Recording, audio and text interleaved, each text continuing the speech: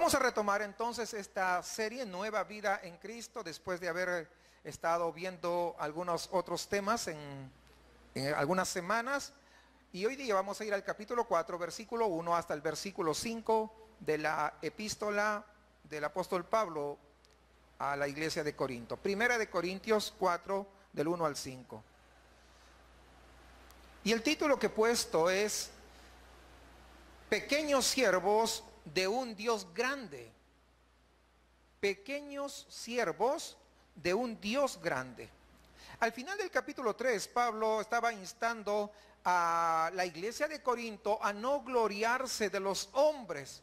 O sea, no te estés gloriando que tú tienes aquel, el otro o el otro. O sea, no. ¿Por qué? Porque cuando tú dices, mira, es que él es mejor, o ella es mejor, o el otro es mejor, lo que produce son divisiones. Y eso es lo que estaba ocurriendo en la iglesia de Corinto. Entonces, cuando uno siempre muestra su preferencia por un siervo u otro dentro de la congregación, dice, esto es insensato. ¿Por qué? Dice Pablo, fíjense, y él da la razón, ahí en el 3:22, él da la razón por qué es insensato. Él dice, porque todo es vuestro. Es decir, todos los servidores, todos los siervos son de ustedes. Ustedes no tienen que elegir uno o el otro o el otro. Todos son vuestros. Todos están a su servicio. Es decir, en lugar de gloriarse de los siervos de Dios, en ese caso, algunos decían, yo soy de Apolos, ¿recuerdan ustedes? Yo soy de Pablo, yo soy de Pedro o de Cefas, como dice, es lo mismo, ¿verdad? Lo que deben considerar que todos son simplemente pequeños siervos, pero que sirven a un Dios grande. Y eso es lo importante. Y allí en el 20, yo quiero leer solamente para entrar a manera de contexto de lo que vamos a desarrollar el día de hoy, debido a que hemos dejado algunas semanitas esto. 3:20 voy a leer hacia adelante. Dice, y otra vez el Señor conoce los pensamientos de los sabios, que son vanos. Así que ninguno se gloríe en los hombres, porque todo es vuestro. Sea Pablo, sea Apolos, sea Cefas, sea el mundo, sea la vida, sea la muerte, sea lo presente, sea lo porvenir, todo es vuestro, y vosotros de Cristo, dice el 23, y Cristo de Dios.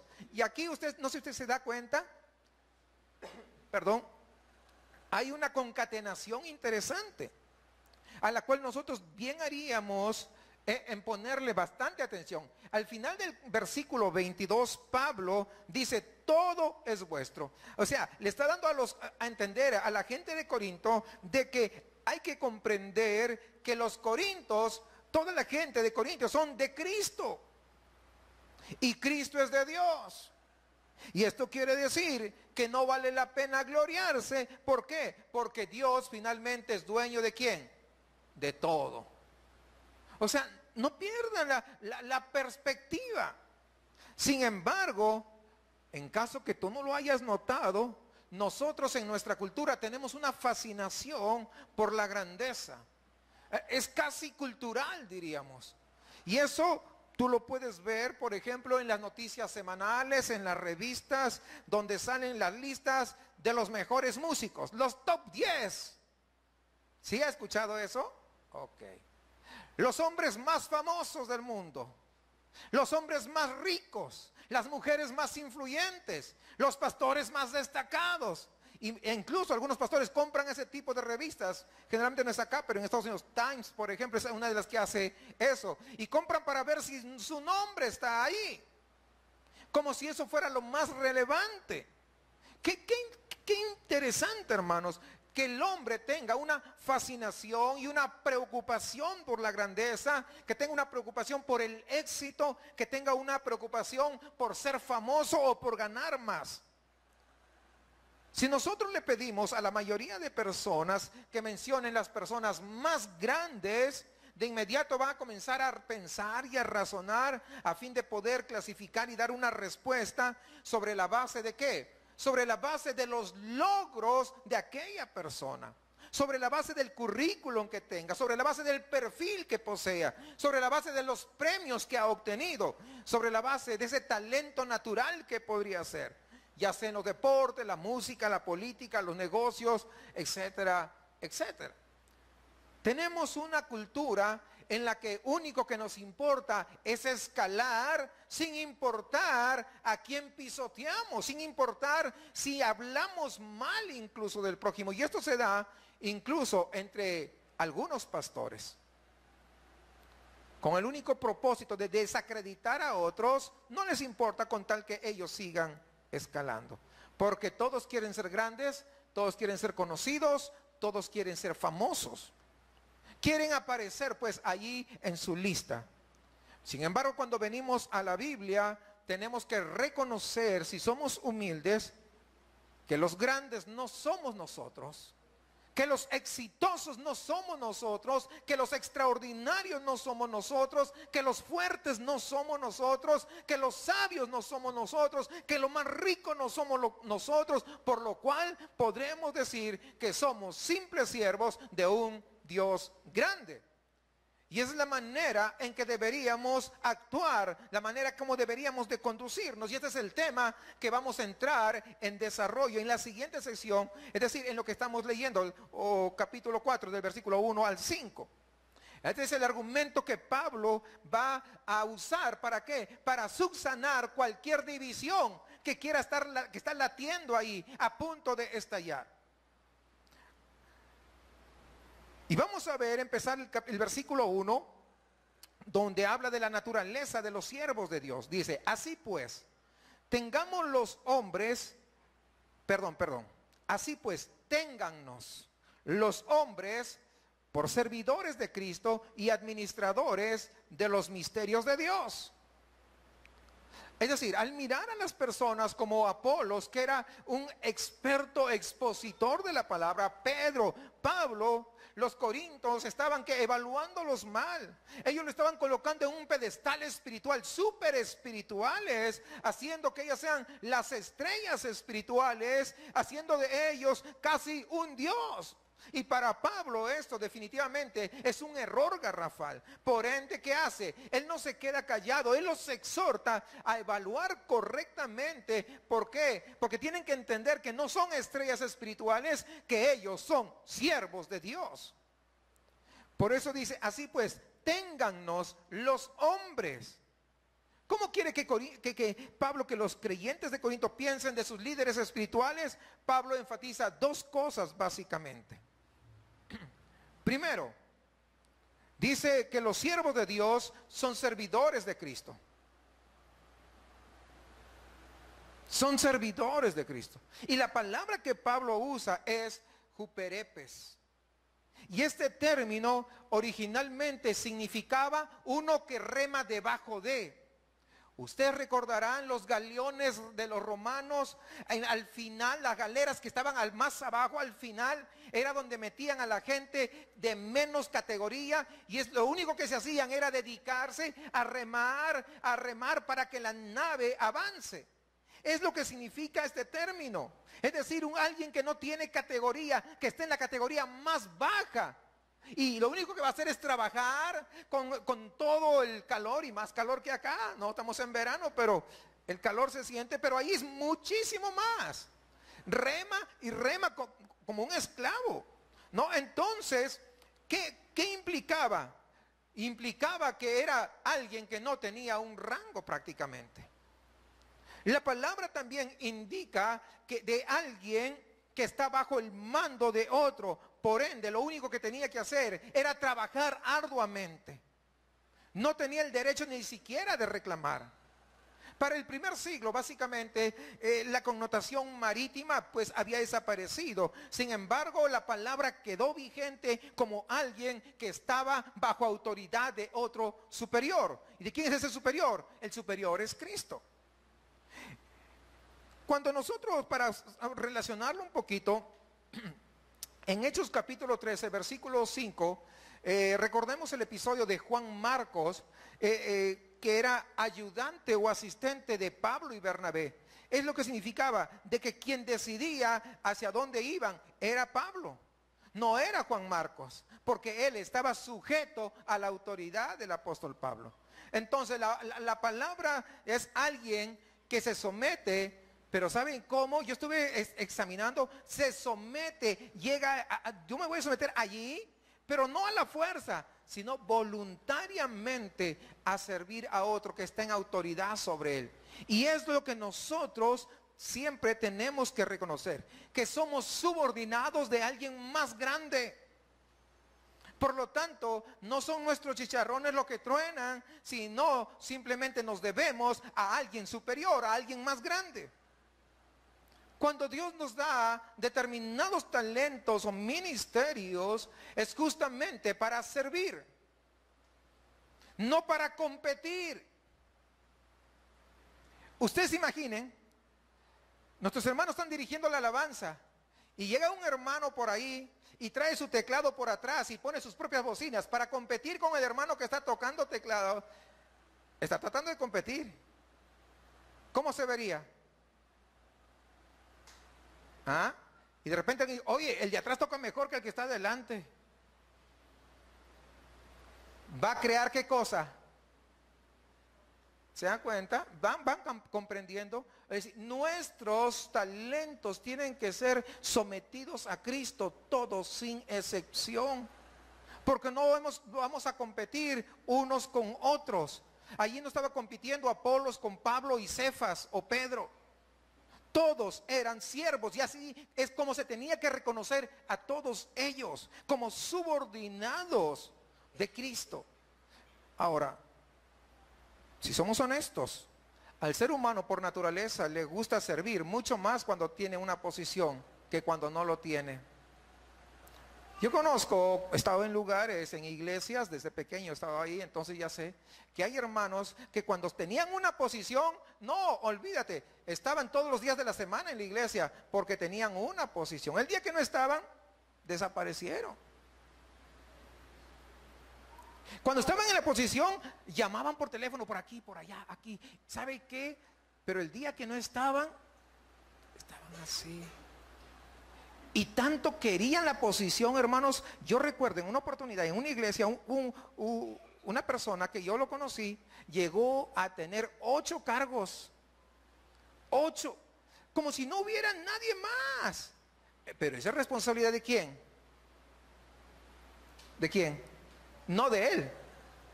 Porque a él lo pusieron. Sino de los líderes, del liderazgo que estaba ahí. ¿Se da cuenta? Entonces, mis amados hermanos, nosotros tenemos que entender de que nosotros no vamos a servir por una posición.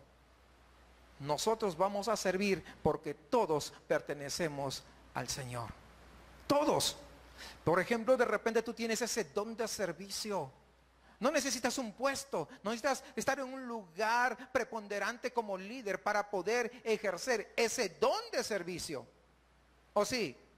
No, evidentemente que no. Algunos de ustedes, yo sé que tienen ese amor, por ejemplo, por visitar cuando alguien está pasando necesidades, por ir al hospital y estar allí al pendiente. ¡Qué extraordinario, hermanos! Eso tenemos que hacerlo y deberíamos hacerlo todos, no solamente algunos. ¿Sí me entienden? Que no necesitamos un puesto para ir y mostrar eso que hay en nuestro corazón, desprendernos. Retornando acá a 1 Corintios, los líderes espirituales entonces no le hacemos ningún bien cuando a los líderes espirituales lo vemos como superestrellas, sino nosotros siempre tenemos que verlo como siervos de Cristo, como personas que están bajo la autoridad de Cristo, quienes van a servir a la iglesia de Cristo, la iglesia del Señor, quienes van están puestos ahí para beneficio de los creyentes y no para beneficios de sí mismos. O sea, aquí ningún líder está puesto para beneficiarse a sí mismo. Sin embargo, hay lugares que sí son así, donde ejercen prácticamente la autoridad o autoritarismo, donde dice que Dios va a bendecir, pero al único que lo bendice es al pastor. No, esas cosas no tienen. Si todos estamos sometidos, todos somos siervos, entonces no puede ser. porque Dios no hace acepción de personas. Ahora, en segundo lugar, los siervos de Dios dice que son administradores de los misterios de Dios. Ahí dice en el versículo 1, así pues tengamos los hombres por servidores de Cristo, y dice, y administradores de los misterios de Dios. El término administradores es oikonomos, que significa mayordomo. En el primer siglo el término oikonomos generalmente era el esclavo, pero de confianza.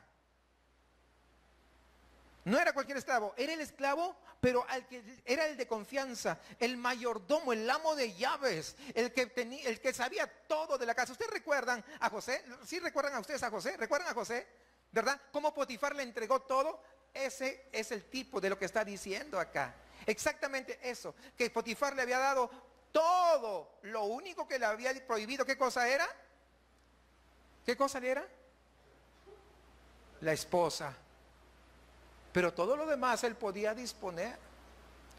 ¿Por qué? Porque era un oikonomos.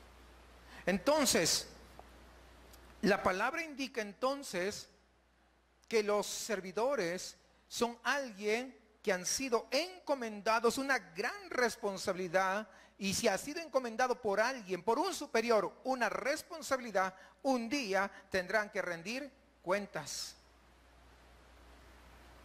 Si usted está en el liderazgo, recuerde, un día usted va a entregar cuentas. Un día yo voy a entregar cuentas. ¿De qué? De lo que yo he recibido de parte de Dios. ¿A quién vamos a rendir cuentas? Al amo, pues. Al amo. En el caso de un líder de la iglesia, lo que Dios le entrega para ministrar, dice, son los misterios de Dios. ¿Y cuáles son los misterios de Dios? Esto es tan misterioso, dirá alguien. No, la Biblia también nos dice cuáles son esos misterios de Dios. Cuando nosotros vamos a Efesios capítulo 3, por ejemplo, ahí nos menciona cuáles son esos misterios. Pues nos indica que los misterios, o el misterio del que está hablando, es el evangelio, es la proclamación del evangelio. La palabra musterión simplemente significa una verdad que el hombre no puede conocer aparte de la revelación de Dios. La palabra podría ser traducida como el secreto de Dios. Es decir, es un secreto de Dios. Si Él quiere te lo revela, y si no quiere no te lo revela. Pero este misterio ha sido ya revelado. Esta es la frase que Pablo está utilizando aquí. Es decir, si es Él el misterio, es de Él el misterio, y Él lo revela a nosotros, ¿cuál es el propósito? Administrarlo apropiadamente. Y para administrarlo apropiadamente tenemos que agradar al Señor, de quien nosotros somos siervos, y agradar a Dios como administradores, pero también como esclavos. Es decir, nosotros estamos bajo autoridad de Él, pero a la vez nos ha dado una gran responsabilidad para poder administrarlos apropiadamente. Es lo que está dando a entender. Hoy en día los líderes espirituales, entonces, se tendría que meditar bastante sobre estas cosas, y los miembros de la iglesia deberían evaluar a los líderes de acuerdo a estos criterios. No solamente evaluar de manera externa, no solamente evaluar si lo invita a su casa o si está en el grupo cuando hacen los convivios, venga en mi grupo más cercano, no. Se tiene que evaluar de acuerdo a esto, si esos líderes verdaderamente están siendo buenos administradores de lo que Dios ha puesto en sus manos. Esa es la manera correcta, es lo que está diciendo aquí. Ahora, ¿qué vemos en el versículo 2? Vemos cuál es la obligación de los siervos de Dios. Vayamos al versículo 2. Dice, ahora bien, se requiere de los administradores que cada uno sea hallado fiel. Es interesante esta palabra fiel. Esta palabra fiel significa pistoso, responsable. Que cada uno se encuentre responsable, que sea responsable. Ahora, si ustedes se dan cuenta y van hilando todo esto, el requisito principal de todo siervo, y en especial del administrador, ¿qué cosa es? Es la fidelidad. La fidelidad, hermanos. Esto es muy valioso. He tenido la oportunidad de ver, de conocer de cerca a algunas personas que son líderes, mandaban a hacer a otros y ellos no hacían. Nuestro día de oración, convocado, hermanos, venga a la oración. Y él estaba en la oficina ahí bien relax, todo el mundo orando. Y él no, en la oficina de lo más tranquilo, no era fiel. No era fiel. Entonces, cosas como estos, hermanos, tenemos que ser fieles ¿a quién? En primer lugar, fieles a Cristo, pero también fieles al encargo que nos ha sido encomendado. Si el lugar que tú tengas, el puesto donde tú tengas, el liderazgo que tú ejerzas, sabes que tú tienes que ser fiel a Cristo, pero también ser fiel a ese encargo que tú tienes. Porque de eso es de que vamos a dar cuentas cada uno. Fieles a eso. Y esto era, sin duda, algo que al apóstol Pablo, por las palabras que da, le preocupaba bastante. ¿Por qué? Porque el bienestar de la iglesia dependía de una fiel administración del evangelio que Dios ya había revelado a través de los profetas y a través de los apóstoles. Miren Efesios 2:20 lo que dice.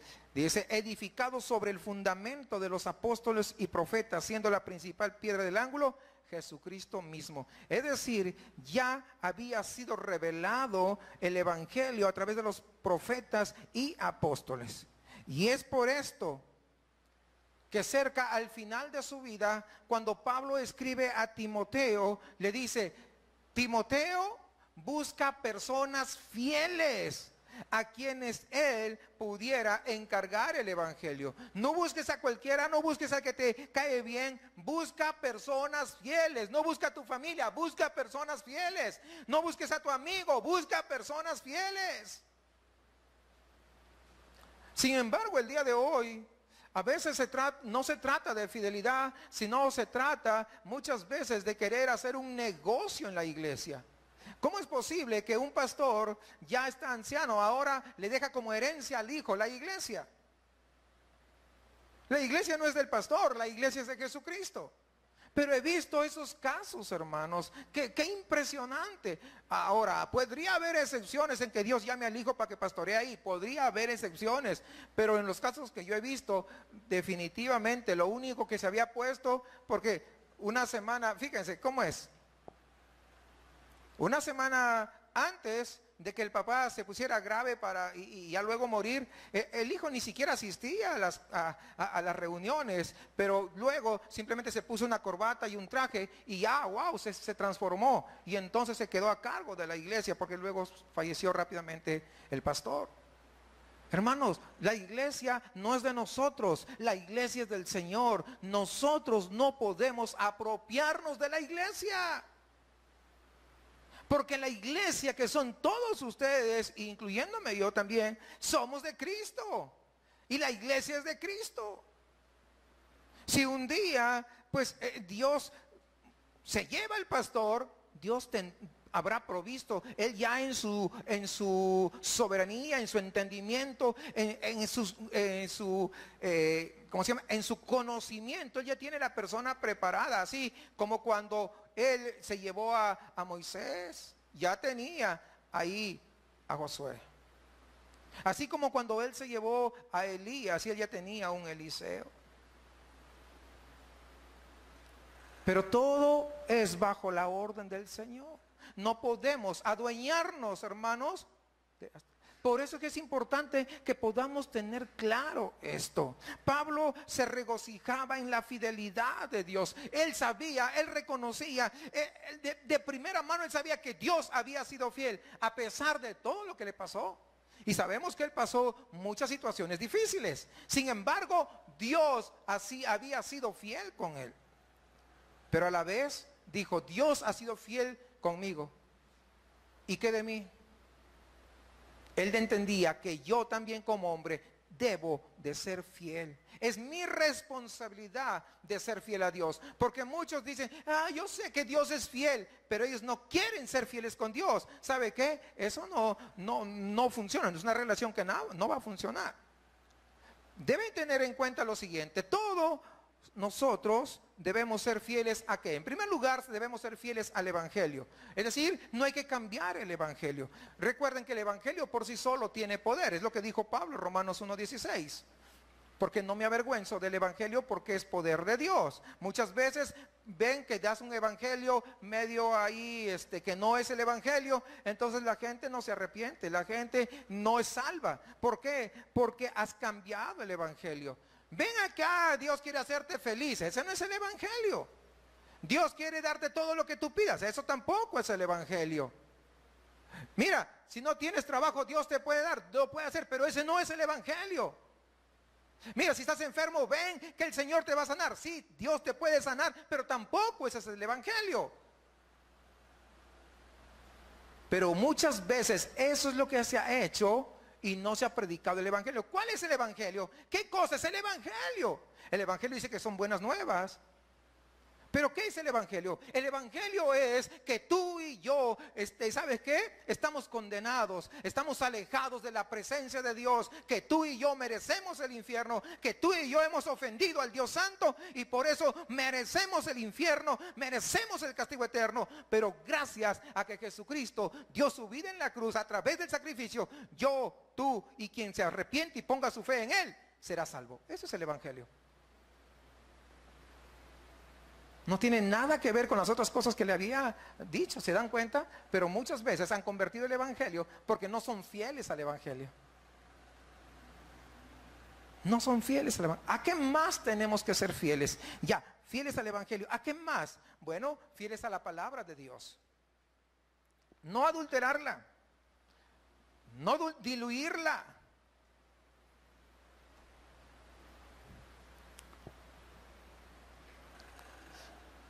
Hace unas semanas atrás, allá en Perú, se ha destapado un escándalo tremendo. Se ha destapado un escándalo, ¿por qué? Porque hay una empresa muy grande que ya tiene como 40, 60 años, creo, ya instalada en el Perú, distribuyendo leche.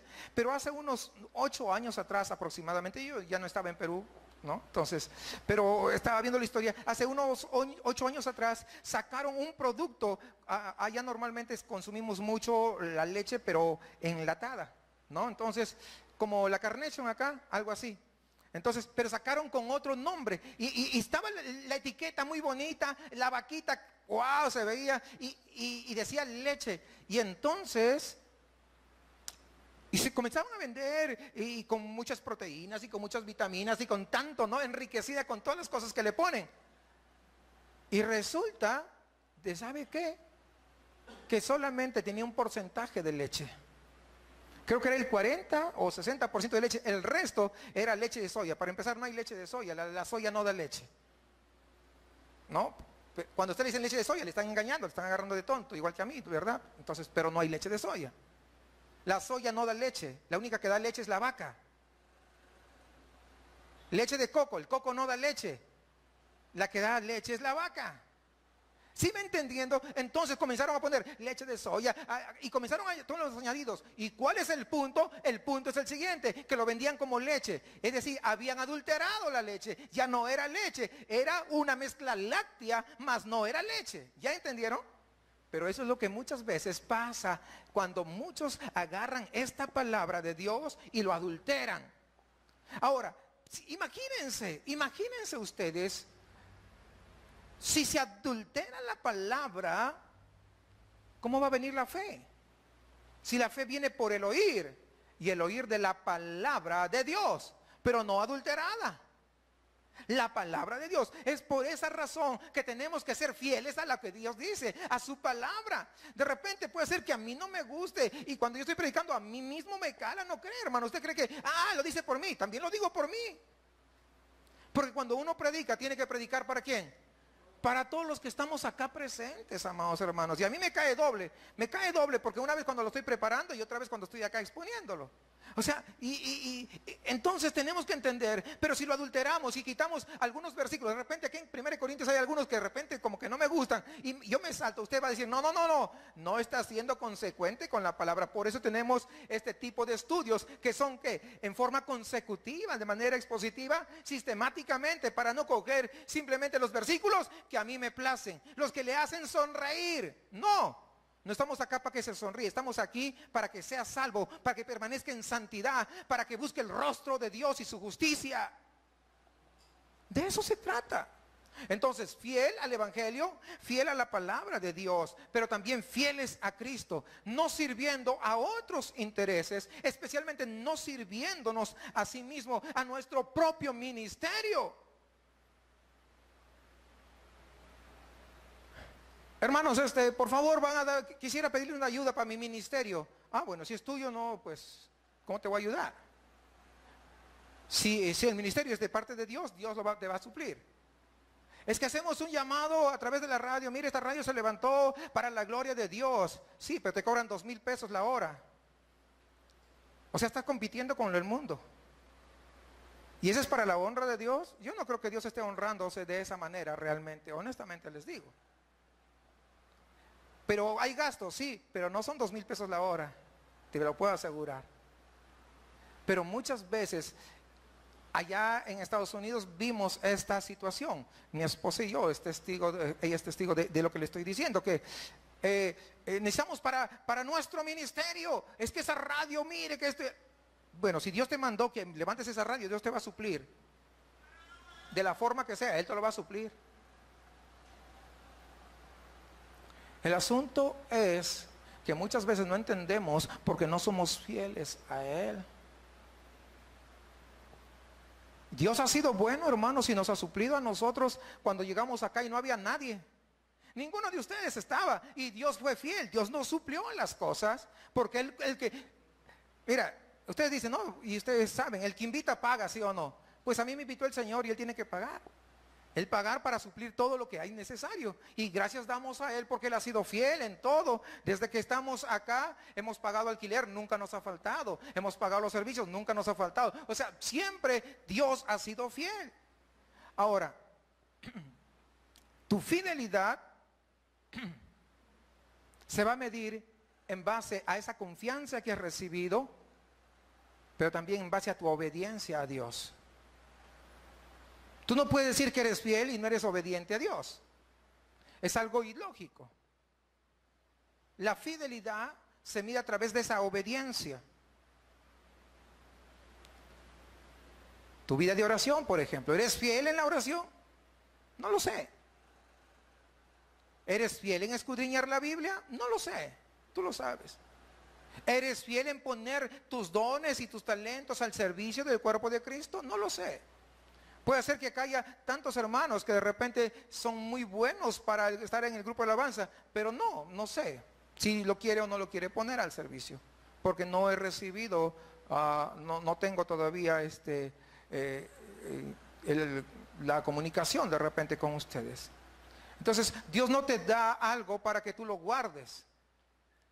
Entonces estás demostrando que no eres fiel. Si Dios te ha dado un talento, justamente es porque tienes que ser fiel con ese. Tienes que ponerlo. Los talentos no son para guardármelos para mí, para yo grabar mis videos de YouTube. No son para que yo pueda en mi cuarto y tocar y hacer. Estoy hablando de música, pero puede ser en cualquier área, ¿verdad? No es para eso. Es para poner al servicio. Es que implica mucho trabajo. Bueno, siempre implica trabajo y siempre implica sacrificio. Y siempre implica oración. Siempre va a implicar el escudriñar la palabra de Dios. El poder saber por qué hago esto o aquello o dejo de hacer. Siempre. Pero ahí es como cuando se mide la fidelidad a Dios. Ahora, pasemos al punto 3, la evaluación de los siervos de Dios. El problema en Corinto no era simplemente que los creyentes estaban pensando de una forma equivocada respecto a los líderes espirituales, sino que además ellos los estaban evaluando mal. Y para corregir esto, entonces Pablo, ¿qué hace? Él dice, ¿saben qué? Esa no es la manera. Les describe la forma como debe evaluarse a los siervos de Dios. Y hace referencia a 3 maneras en que un líder podría ser evaluado. El versículo 3, vamos. En primer lugar dice que se podría evaluar a sí mismo. Dice, yo en muy poco tengo el ser juzgado por vosotros o por tribunal humano, y ni aún yo me juzgo a mí mismo. Hay muchos líderes espirituales que se pueden evaluar o que se evalúan a sí mismos. Y generalmente van a dar un veredicto positivo. Es que yo pienso que estoy haciendo las cosas bien. Generalmente, yo digo, normalmente el ser humano no está para evaluarse a profundidad. Siempre va a evaluar sobre las cosas positivas que hace. ¿Cierto, sí o no? Normalmente es así. Entonces, Pablo, él muestra una actitud muy diferente a esto. Dice, ¿saben qué? Realmente a mí no me importa mucho cómo otros lo evalúan. Ni se evaluaba a sí mismo. ¿Y por qué él no se evaluaba? Pablo no lo dice explícitamente, pero la respuesta parece que está en el versículo 4, cuando dice, porque aunque de nada tengo mala conciencia, es decir, yo verdaderamente no me acuerdo algo malo que esté haciendo, que esté pecando, no me acuerdo. Dice, no por eso soy justificado, pero el que me juzga es ¿quién? Es el Señor. Es decir, la referencia a su propia conciencia apunta a cierta evaluación personal, una evaluación digamos, casi involuntaria que está pasando. Y Pablo declara que su conciencia como siervo de Dios, pues, estaba tranquila. Sí, es lo que está diciendo, no, estoy tranquilo. Y aunque lo pone de forma negativa, dice, de nada tengo mala conciencia. Sin embargo, acá hay algo que me gusta mucho. ¿Sabe por qué? Porque Pablo reconoce que su conciencia no es perfecta, ni tampoco es infalible. Aunque yo realmente no recuerdo un pecado, sé que no soy infalible. Por ende, él acepta que no por eso él podría estar justificado, ¿verdad?, ante Dios en su ministerio. Es decir, el hecho que yo no tenga en mente que estoy pecando no significa que yo ya soy wow, el más santo, no significa que yo soy aprobado, no significa eso. Pero yo particularmente no recuerdo, pero no se ufana, no se vanagloria, no sé si ven, no, nada de eso. Al contrario, dice, no por eso voy a ser justificado. O sea, no se justifica. Ahora, la palabra justificado acá quiere decir que se ha probado la inocencia de una persona. O sea, no por eso me creo inocente, está diciendo Pablo. No. No tiene esto, cuando dice justificado, no tiene nada que ver con salvación, por si acaso. Está hablando de ¿cómo se dice? Como les dije, inocente. O sea, el hecho que yo no perciba que he pecado no significa que yo sea inocente. No, nada de eso. Entonces, yo podría, pero no, yo creo que no puedo hacer eso. Es decir, en primer lugar, uno podría ser evaluado por sí mismo, ¿verdad? Es lo que está haciendo Pablo, en primer lugar. En segundo lugar, uno podría ser evaluado ¿por quiénes? Por otros. Y es lo que está aquí. Hay creyentes que evalúan a los siervos de Dios y a veces digo, eso les gusta a los líderes espirituales, especialmente cuando el juicio es favorable. Pastor, ese sermón que predicó me encantó. Es que así soy yo, el siervo de Dios. Y todo para la gloria de Dios. Pero lo dice con una arrogancia.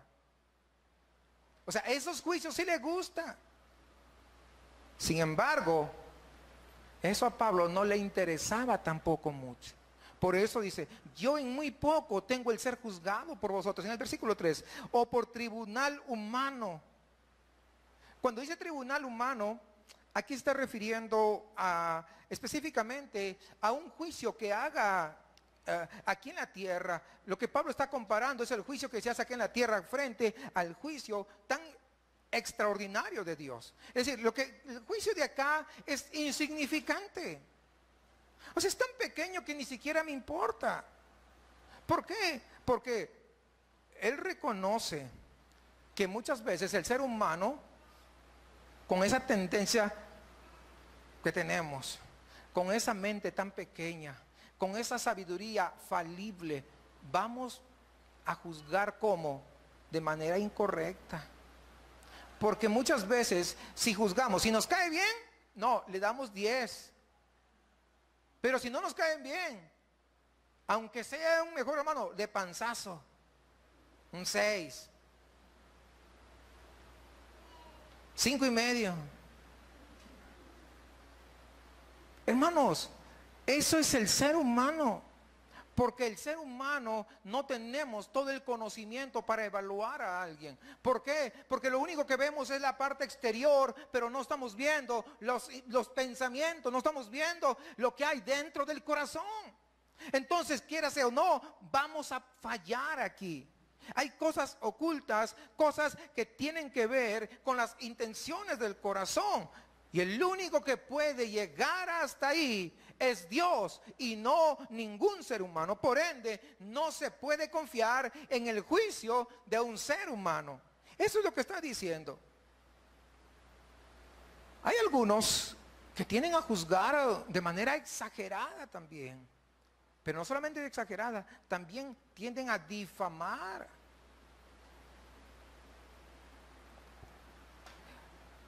Le voy a contar una experiencia no propia de un pastor que le pasó. Donde una hermana ahí en la congregación le levantó un falso al pastor. Era un pecado grave por lo que estaba hablando. Al pastor lo sacaron del pastorado. No le caía a esta hermana, no le caía bien simplemente. Y lo comenzó a difamar, se fue ante las autoridades eclesiásticas superiores y lo sacaron al pastor. Y estuvo el pastor fuera del ministerio por 5 años. Hasta que se aclaró todo. Se aclaró todo porque habían otros testigos que vinieron a testificar voluntariamente, a decir que lo que esta hermana había dicho, nada de eso era cierto. Y pusieron pruebas y entonces las autoridades eclesiásticas lo restituyen a este pastor. Pero ¿saben una cosa? Esa mujer que había levantado un falso, no puedo decir hermana porque imagínense, una cristiana no va a estar levantando falsos ni haciendo este clase de cosas. A esta mujer, el día que le restituyen al pastor, ese día comenzó a salirle gusanos en la lengua. Los gusanos comenzaron a salir en la lengua y se quedó prácticamente sin lengua. ¿Por qué? Porque comenzaron y se inundaron toda la boca de gusanos. Hermanos, hay que tener cuidado. Hay que hablar con justo juicio. No se puede hablar por hablar. Por eso también es poco confiable, decía, el juicio de los humanos. Es lo que decía el apóstol Pablo. No estoy diciendo que no, sí hay que hacerlo, pero con justo juicio. Es más, la recomendación bíblica dice que haya 2 o 3 testigos además. Y eso lo hemos explicado el otro día.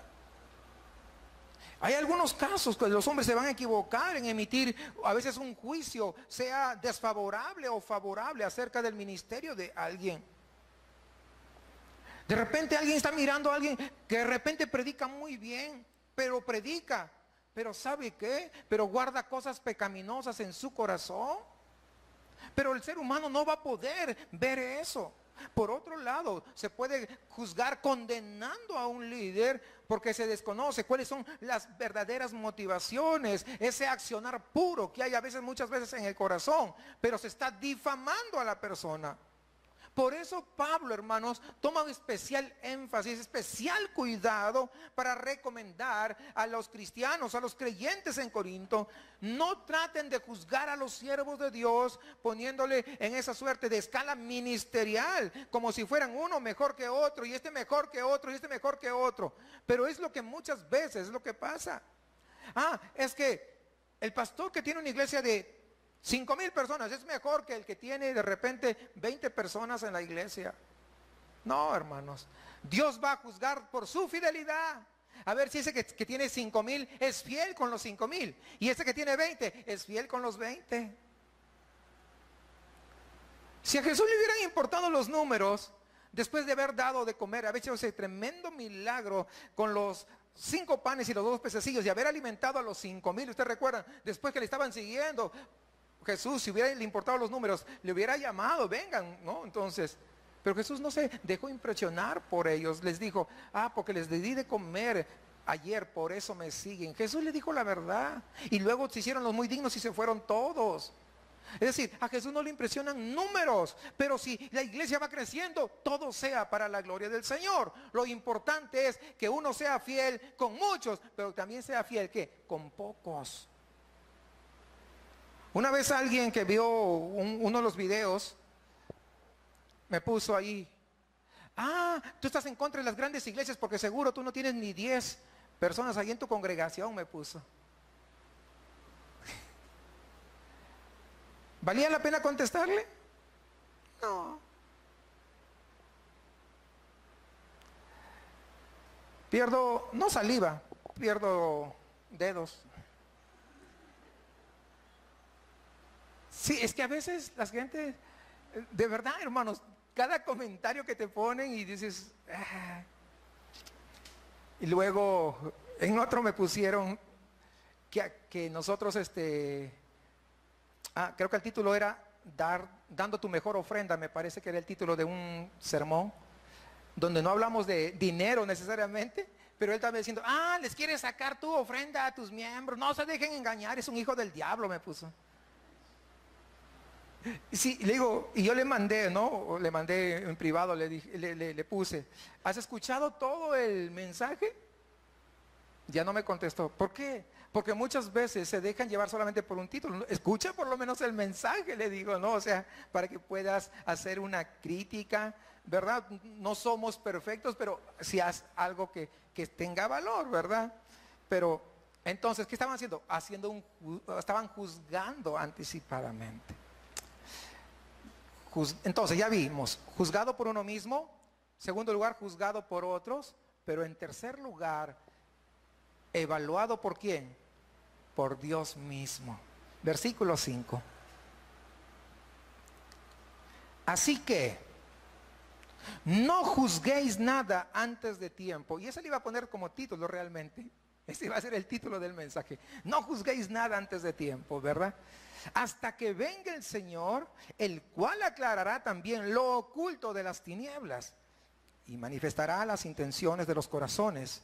Y entonces cada uno recibirá su alabanza de Dios. Es decir, el único juicio que vale, ¿cuál es? El de Dios, ese juicio que Dios emite, porque Dios no puede ser engañado. Él escudriña hasta lo más profundo de los corazones. Él conoce nuestros pensamientos, buenos y malos. O sea, frente a Él nadie le podríamos engañar. Por ejemplo, si Dios diría, se presentara Dios y dijera, necesito un voluntario o voluntaria para poder transmitir sus pensamientos, para ver qué tan puros han sido durante esta última semana. Acá está el proyector y voy a conectar vía Bluetooth su cerebro con este proyector. ¿Cuántos levantarían la mano voluntariamente para decir, Señor, proyecta los míos? ¿Cuántos levantarían la mano? Porque sabemos que Dios conoce hasta lo más profundo de nuestro ser. ¿Captaron la idea? De eso se trata, hermanos. Él conoce por completo todo. El Señor es el único que puede ver los secretos del corazón, las cosas que el siervo de Dios guarda detrás de esa fachada de espiritualidad muchas veces. No olvidándonos que Jesús dejó su trono de gloria para venir a este mundo caído a traer la verdadera libertad. Y Él vino no como cualquiera, Él vino para servir. Y ese es el gran ejemplo que nosotros tenemos que hacer, de servicio, de servir a otros. Y eso lo dice Mateo 20:28, como el Hijo del Hombre no vino para ser servido, sino para servir. Y no solamente para servir, dice, y dar su vida en rescate por muchos. Y es lo que es el gran ejemplo que todos debemos de imitar. Jesús está enseñando esa disposición que Él tenía para humillarse a sí mismo, al punto de dar su vida en rescate por muchos. Y esto pues estaba hablando con sus discípulos, pero es justamente, hermanos, que si le habla a sus discípulos, nosotros también, decía el hermano Marcos temprano, ¿cuántos somos discípulos del Señor? Porque si somos discípulos del Señor, por extensión, nosotros también tenemos que ser igual que nuestro Maestro. Por cierto, el sacrificio de Cristo es el único que tiene valor expiatorio. Muchas veces dicen, es que yo merecía la cruz. ¿Y qué? ¿Con eso no te expiaba tus pecados?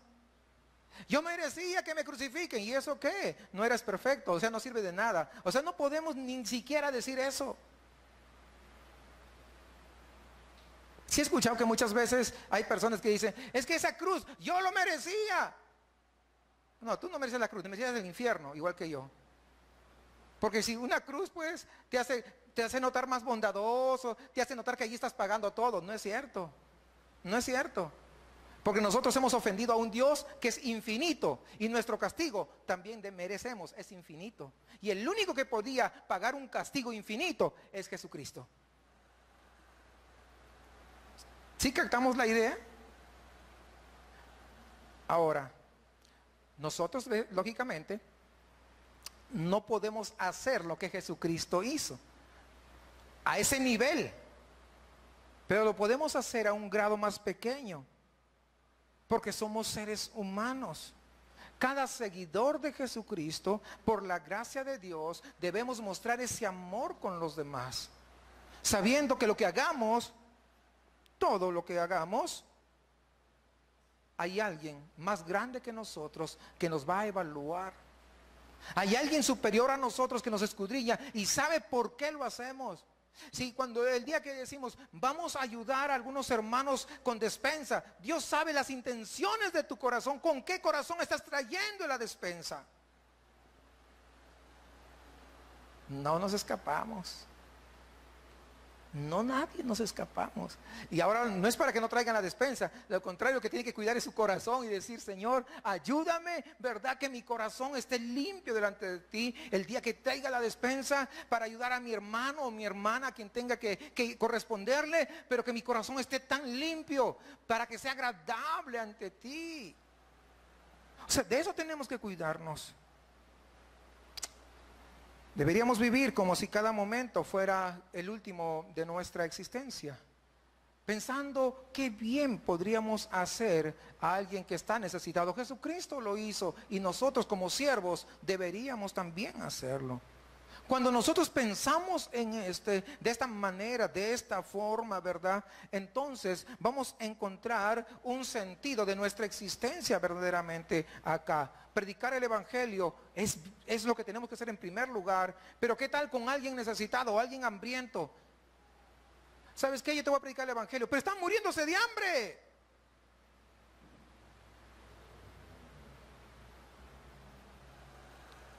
Jesucristo sabía que de los 5,000 que comieron el pan y los pececillos, ninguno iba a ir con él.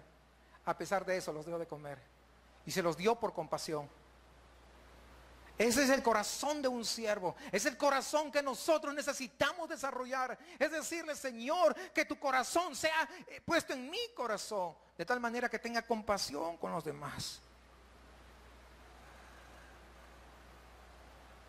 William Morris, quien dedicó su vida al servicio de los desamparados, él tenía un lema que decía: pasaré por este mundo una sola vez.